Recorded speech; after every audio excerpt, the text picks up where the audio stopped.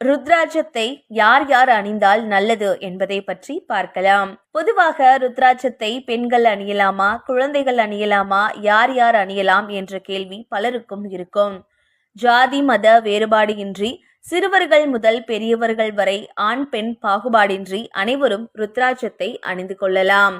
முதலாக ருத்ராட்சத்தை அணிபவர்கள் திங்கட்கிழமைகள் அல்லது மற்ற நல்ல நாட்களில் சிவ ஆலயங்களில் அபிஷேகம் செய்துவிட்டு பின்னர் அணியலாம். இரவு தூங்குவதற்கு முன்பு ருத்ராட்சத்தை கழற்றி வைத்துவிட்டு காலையில் எழுந்து குளித்து முடித்த பின்பு ஓம் நமச்சிவாய என்ற மந்திரத்தை உச்சரித்த பின்பு அணிந்து கொள்ளலாம்.